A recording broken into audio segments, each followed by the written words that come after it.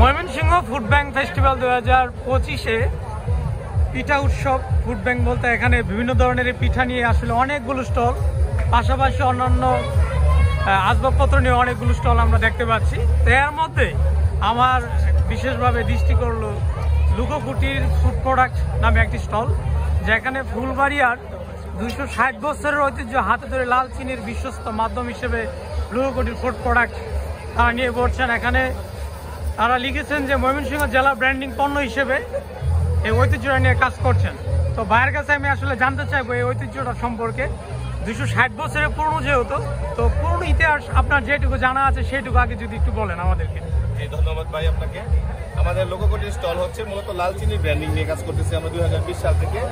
আর লাল চিনিটা হচ্ছে আমাদের ময়মনসিংহের ফুলবাড়িয়া উপজেলার একটা আঞ্চলিক পণ্য, যেটা হচ্ছে ঐতিহ্যগতভাবে এটার একটা সুনাম আছে এবং এর একটা ব্র্যান্ডিং আছে। সেটা হচ্ছে যে 260 বছর ধরে আমাদের কৃষকরা, আমাদের বাপদাদা, তারপর হচ্ছে আমাদের যারা পূর্ববর্তী ছিলেন, ওনারা হচ্ছে এটা হাতে শুধু তৈরি করতে, এটাতে কোনো প্রযুক্তি ব্যবহার করা হয় না। এবং এখন যান্ত্রিকীকরণে শুধুমাত্র রসটা মারাই করার ক্ষেত্রে যান্ত্রিকীকরণ করা হয়, কিন্তু আগে এটা হচ্ছে মহিষ অথবা গরুর যে ইয়াটা ঘানির মতো করে এটা করা হইতো। এখন যান্ত্রিকীকরণ করে আপনার হচ্ছে রসটা করা হয়, কিন্তু এর পরবর্তী যে পদক্ষেপটা এটা হচ্ছে পুরোটাই হচ্ছে প্রসেসিংটা হাতে করা হয়।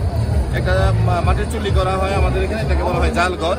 এই জাল ঘরই হচ্ছে চিনির আতুর ঘর। এটা এখান থেকে হচ্ছে চিনিটা উৎপাদন করা হয়। এবং এই চিনিটা আপনি জেনে খুব অবাক হবেন যে যখন ব্রিটেনের রানী হচ্ছে চা খাইতেন, আমাদের এখানে যখন ব্রিটিশ উপনিবেশ ছিল, তখন হচ্ছে এখান থেকে চিনিটা উৎপাদন করে ব্রিটেনে পাঠানো হয়েছে। এটাকে ঐতিহ্যগত ছিল যে ওইখান থেকে মূলত চিনিটা উৎপাদন শুরু। এবং এটা আরও পাশাপাশি যেমন হাজারি গুড় আছে, হাজারি চিনি আছে, এই লাল চিনিটা আছে। যেহেতু জমিদারের মুক্তাগাছা জমিদারের পার্শ্ববর্তী এলাকা ফুলবাড়িয়া, তো ওই দিক থেকে হচ্ছে প্রথাটা মূলত ওইখান থেকে শুরু।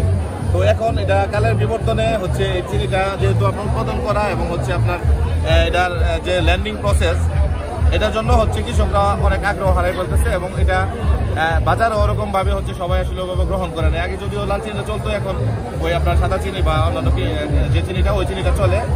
যা হচ্ছে কর্পোরেটের জগতে কৃষকরা ওইভাবে আসলে ওদের সাথে খাপ খাই চলতে পারে নাই। তো আমি চাচ্ছি যে এই বিলুপ্তময় পণ্যটা যাতে সবাই আবার চিনে এবং এই আমার আঞ্চলিক প্রোডাক্ট যাতে সারা বাংলাদেশে, সারা বিশ্বে আমি এটা পরিচিতি করতে পারি। এই জন্য হচ্ছে মূলত আমার কার্যক্রম। এই উপলক্ষে আমি হচ্ছে যারা ব্র্যান্ডিংয়ের সাথে, এটোয়াই প্রকল্পের সাথে, একশপের সাথে এবং ডিসি ময়মনসিংহ এবং হচ্ছে এসএমই বিভিন্ন ধরনের সংগঠনের সরকারি সংগঠনের সাথে আমি কাজ করে যাচ্ছি 2020 সাল। এবং মোটামুটি আলহামদুলিল্লাহ আপনার মানে সকলের সহযোগিতা এবং হচ্ছে সকলের এই ভালোবাসায় আমার এই পণ্যটা এখন সারা বাংলাদেশে ব্যাপক আকারে পরিচিতি লাভ করছে। এবং এটা অনলাইনে আপনি ঢুকলে দেখতে পাবেন, ফেসবুকে বিভিন্ন ধরনের পেজ এখন এই লাল চিনি নিয়ে হচ্ছে তারা করে আপনার মার্কেটিং করতেছে। কিন্তু মূলত হচ্ছে লাল চিনিটা আমাদের ফুলবাড়িয়ার যে অরিজিনাল লাল চিনি, সেটা হচ্ছে আপনার আমরা মোটামুটি প্রথম থেকে অনলাইন জগতে শুরু করেছিলাম। এখন আমি এটা খুবই আমার ভালো লাগে যে এটা আরও অনেকেই আগে আসছে। কিন্তু যখন আমি প্রথম 2019-এ 18-20-এ আমি যখন লাল চিনি কাজ করি, যখন অনেকে হাসতো আমার এই প্রোডাক্টটা দেখি, বলতো আর কোনো প্রোডাক্ট পাইলা না, এটা চিনি একটা প্রোডাক্ট হইলো, মানে চিন্তা না কেউ। আর বলতে এটা কি, এটা কেমনে খায়, এটা মানে কি, মানে এরকম ধরনের আমি শিকার হইতাম, অনেক বলতো আমাকে অনেক। কিন্তু এখন সবাই এটা খুব পজিটিভলি নিচ্ছে এবং এই চিনিটা যে একটা স্বাস্থ্যের জন্য ভালো। আমরা এটা জানি যে সবাই এখন নর্মাল হচ্ছে যে চিনি, সেই চিনির চেয়ে লাল চিনি বেশি স্বাস্থ্যকর, সেটা আমরা জানি। তো এটা যেহেতু ঐতিহ্য, মানে ফুলবাড়িয়া এটা ব্যাপকভাবে আগে পাওয়া যেত, এখন আস্তে আস্তে কমে যাচ্ছে এবং পুরো বাংলাদেশি মনে হয় এটা এখন খুব কম পাওয়া যায়।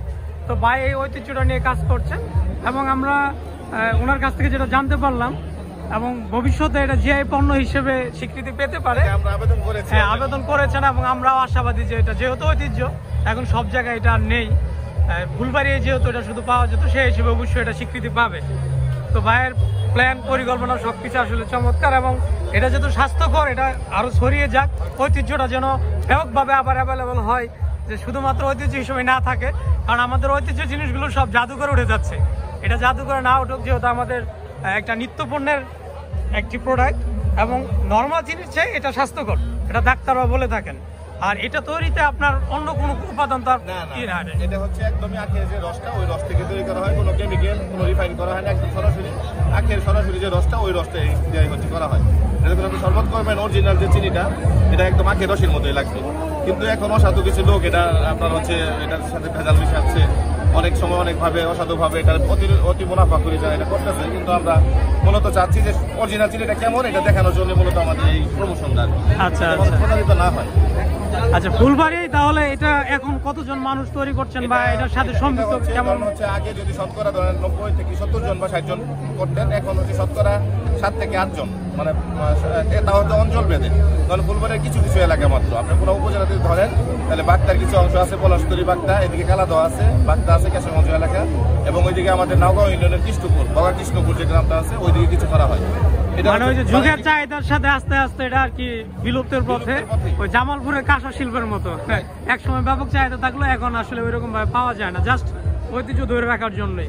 তো আমরা চাই এটা ঐতিহ্য না, শুধু আবার নতুন করে এটা ছড়িয়ে পড়ুক, যাতে করে আমার ভাইয়েরা যারা এটার সাথে সম্পৃক্ত, যারা তৈরি করেন, তারা যেন আরো উৎসাহ পান। তো অনেক ধন্যবাদ আপনার কাছ থেকে একটা ঐতিহ্য ধন্যবাদ সম্পর্কে জানার জন্য। ওকে, আপনার জন্য অনেক শুভকামনা, এবং এটা যে পণ্য হিসেবে স্বীকৃতি পাবে সে প্রত্যাশা রেখে এখানে শেষ করছি। আল্লাহ হাফেজ।